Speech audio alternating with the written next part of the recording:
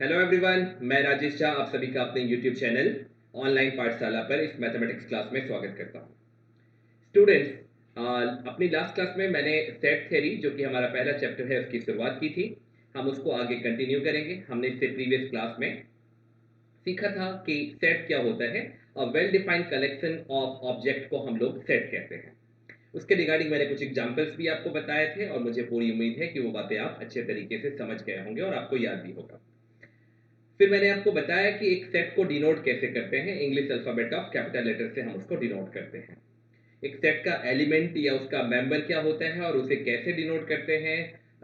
Is belongs to और does not belongs to का क्या सेंस होता है, ये सारी बातें हम पहली क्लास में कर चुके हैं।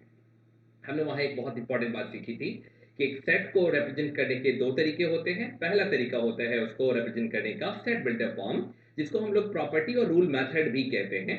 इसमें हम सेट को एक स्टेटमेंट के फॉर्म में डिनोट करते हैं। दूसरा मेथड होता है रोस्टर फॉर्म, जिसको हम टेबुलर फॉर्म या लिस्टिंग फॉर्म भी कहते हैं, और इसमें हम सेट के सारे एलिमेंट्स को वन बाय वन लिख देते हैं। मैंने आपको बताया था कि अगली क्लास में हम लोग बात करने वाले हैं वेरियस टाइप्स ऑफ सेट के बारे में, तो आज हम वहीं से शुरुआत करेंगे। लेकिन हमेशा की तरह पहले एक कोट से शुरुआत करते हैं, और ये बात आपको मोटिवेट करने के लिए बहुत जरूरी है करना, इसलिए मैं इस बात को आपके साथ यहाँ शेयर करता हूँ। देखिए, कभी कभी स्टूडेंट्स, ऐसा आपको फील होता होगा कि कहाँ से शुरुआत करें, आगे क्या करें और कैसे हम लक्ष्य तक पहुंचे। तो इसी के रिगार्डिंग ये कोट है कि start doing what ever is essential for you. जो भी आपके लिए जरूरी है आप शुरुआत वहां से करें। ऑफ कोर्स आपके लिए क्या जरूरी है आप देख सकते हैं। आपके लिए जरूरी है अंडरस्टैंडिंग कंसेप्ट से शुरुआत करना। अगर आप कंसेप्ट को बेटर तरीके से समझ पाते हैं और तब उसको बाद में अप्लाई करेंगे, तो ये एक बेहतरीन तरीका होगा अपने प्रॉब्लम को सॉल्व करने का, उनको टैकल करने का, उन पर अप्रोच करने का। तो अंडरस्टैंडिंग कॉन्सेप्ट से शुरुआत करनी चाहिए। एक्चुअली कोट ये है कि start doing whatever is essential for you and let us try to do what is possible for you. Of course, what is possible for you? It is possible for you that you can practice hard. जो भी आपने सीख लिया है आप वो सब बहुत अच्छे तरीके से प्रैक्टिस करें, कुछ और नया करने का प्रयास करें, और जो आपसे बन पाता है, जितना एक बेस्ट एफर्ट आप पुट कर सकते हैं वो आपको करना चाहिए। So start doing whatever is essential for you, then try to do whatever is possible for you, and at the end, you will realize someday that you have achieved something that was not possible for you, that was impossible for you. You were never thinking कि ऐसा भी कर पाना possible था मेरे लिए, और इस तरह की एक अचीवमेंट, इस तरीके का एक रिजल्ट आपके सामने होगा। और मुझे पूरी उम्मीद है अगर आप पूरे लगन से, पूरी सिंसेरिटी से अपना काम करेंगे, कंसेप्ट को बहुत अच्छे तरीके से समझेंगे, तो मैं एक बार फिर से सारी बातों को रिपीट करता हूं कि start doing whatever is essential for you, then try to do whatever is possible for you, and at some instant you will realize that you have done something that was impossible for you. So students, आप मेरी बात को ध्यान में रखते हुए और आगे इसी तरीके से अपना प्रयत्न जारी रखेंगे। मेरी तरफ से आपको मैथमेटिक्स में फुल सपोर्ट मिलता रहेगा। आप जो भी मुझे बताएंगे, जिस टॉपिक को आपको समझना होगा, आपकी डिमांड के अकॉर्डिंग भी मैं अपने लेक्चर्स रेडी करूंगा। तो चलिए अब हम लोग आज की क्लास की शुरुआत कर लेते हैं, और आज की क्लास की शुरुआत होगी हमारे सेट थ्योरी के कंटिन्यूएशन से, यानी कि वेरियस टाइप्स ऑफ सेट्स के बारे में। चलिए, तो हमने टाइप्स ऑफ सेट की बात की है यहां पर।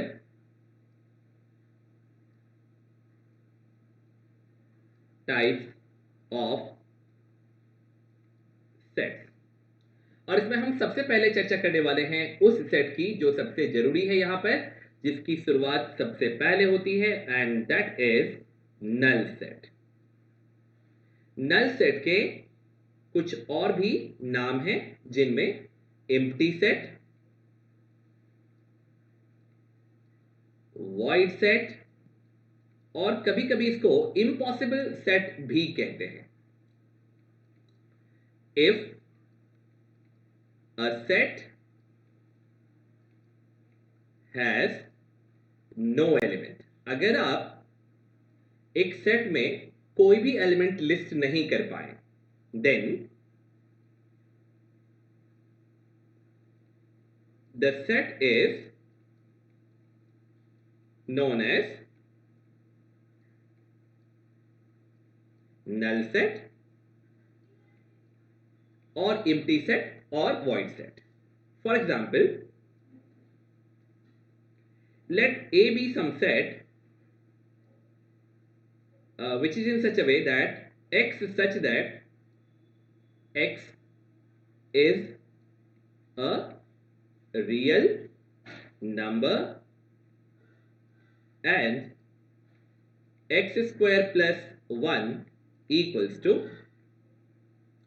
0. ओके, तो हमने यहां पर एक सेट लिस्ट किया है एग्जांपल देने के लिए, ये बताने के लिए, ये आपको समझाने के लिए कि एक नल सेट क्या होता है। तो एक सेट है ए, उसका एलिमेंट कोई x है जो इस तरीके से है कि वो एक रियल नंबर है और साथ ही x square plus 1 equals to 0 इस कंडीशन को फुलफिल करता है। तो जब हम इसको रोस्टर फॉर्म में लिखने का प्रयत्न करेंगे तो we will write here x square plus 1 equals to 0, that implies x square equals to minus 1, and from that onwards we can write x equals to plus minus root of minus 1. Okay, क्योंकि x square plus 1 equals to 0 है, तो जब हम 1 को right side में transpose करेंगे तो x square equals to minus 1 and then x equals to plus minus root of minus 1, right. हमने ऐसा प्रीवियस क्लास में सीखा है, आपने ऐसा सीखा है कि अगर आप एक नेगेटिव रियल नंबर का इवन रूट लेते हैं, यहां पर अगर आप उसका इवन रूट लेते हैं, मतलब सपोज करो कि आप 1 बाई n लेते हैं जहां पर n कोई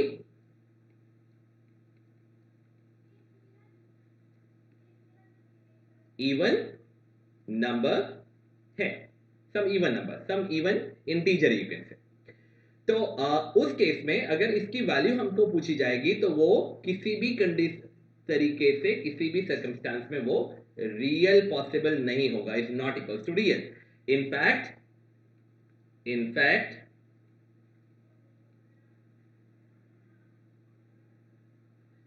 negative real number raise to power 1 by n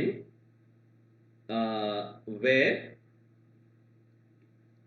n is even integer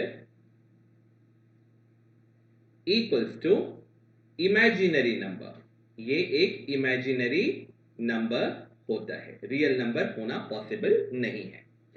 तो इसका मतलब ये हुआ कि हम अपने सेट ए में ऐसा कोई रियल नंबर x इंक्लूड ही नहीं कर पाएंगे, हम लिस्ट ही नहीं कर पाएंगे जो कि रियल भी है और x square plus 1 equals to 0 इस कंडीशन को फुलफिल भी करता है। इसका सीधा मतलब ये है कि a equals to empty set, a एक एम्प्टी सेट है क्योंकि हम ए में कोई भी ऐसा रियल नंबर इंक्लूड नहीं कर पाएंगे। तो आप एम्प्टी सेट, नल सेट या वॉइड सेट का अर्थ समझ गए होंगे। मैं आपको एक और एग्जांपल से इस बात को समझाने का प्रयत्न करूंगा। तो चलिए हम आते हैं अपने नेक्स्ट पेज पर और यहां सीखने का प्रयास करते हैं कि एम्प्टी सेट क्या होता है एक दूसरे एग्जांपल से। सपोज करो कि मैं आप सबको एक सेट लिखने को कहता हूं रोस्टर फॉर्म में, जिसको मैंने सेट बिल्डर फॉर्म में लिखा है x such that x is a natural number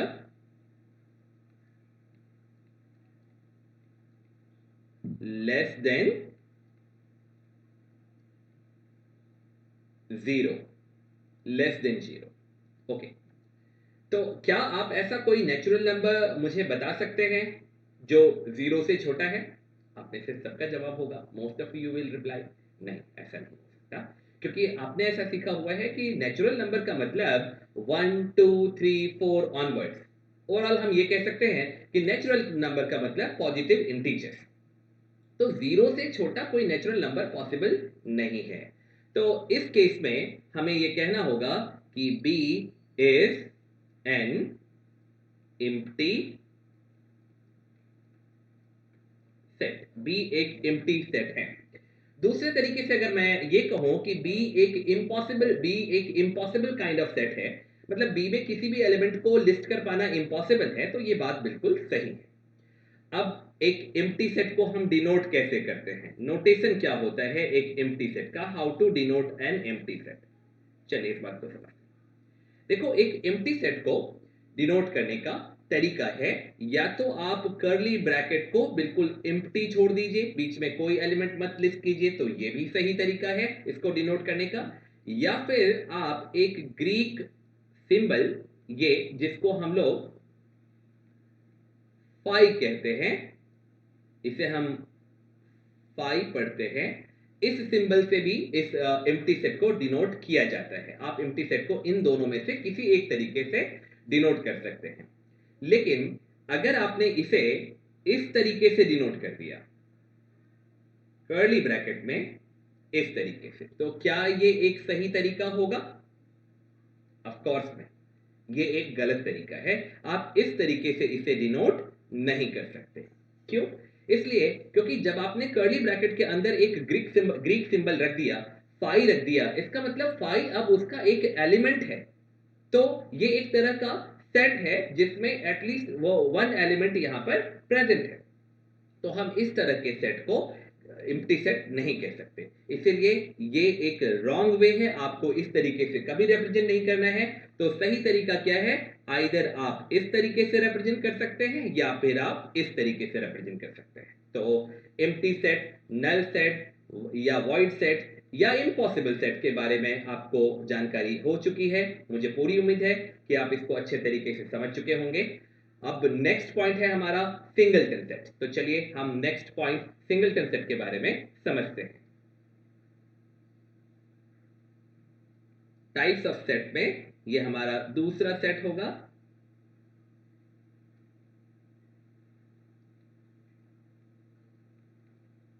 singleton set.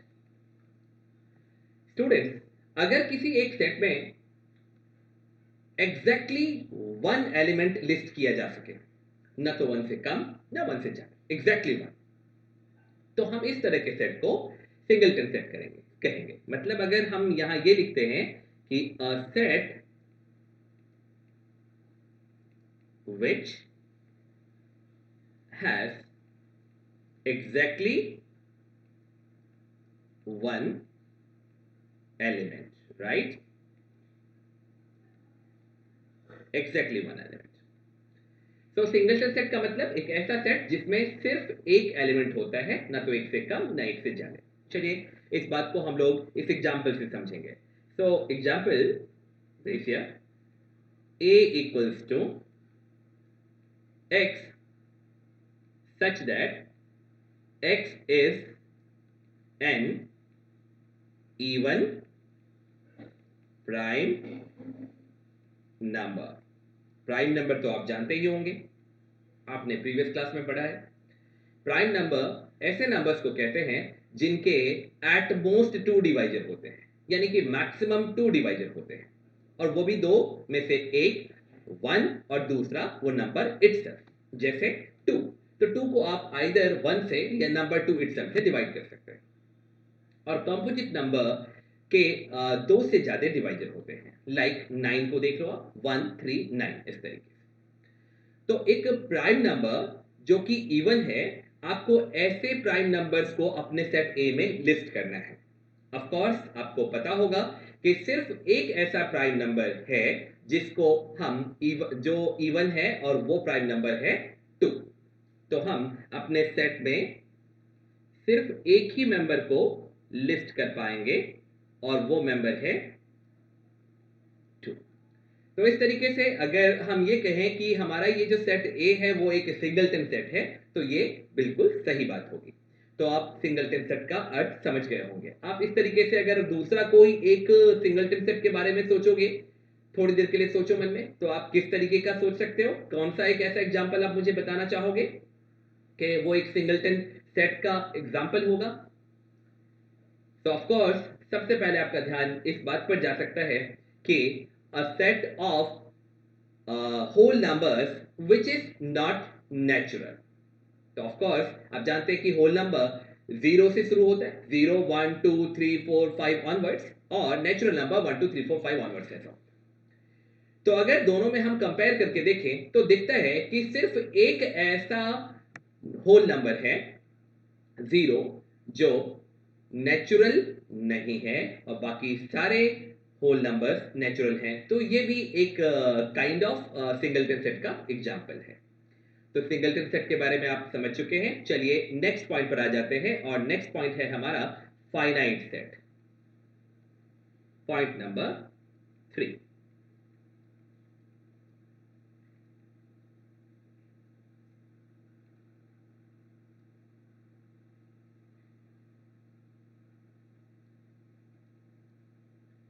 finite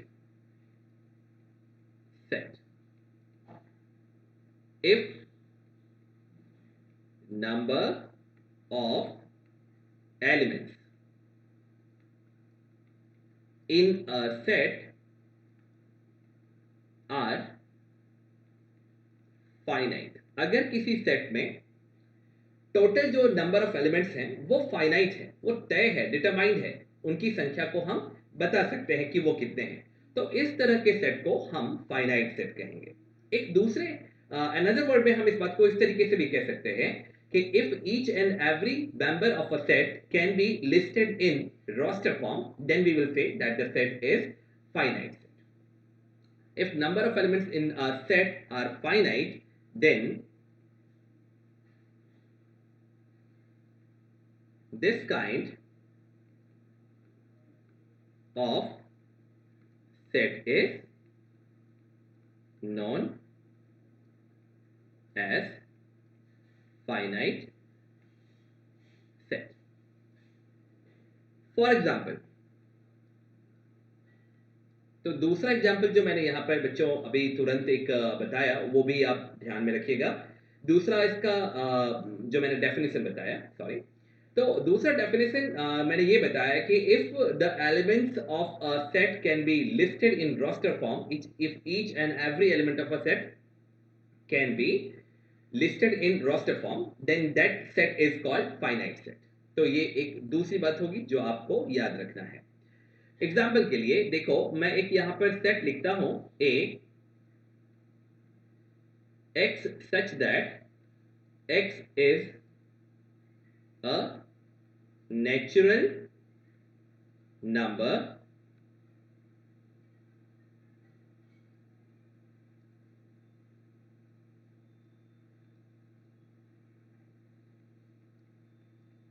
less than 5।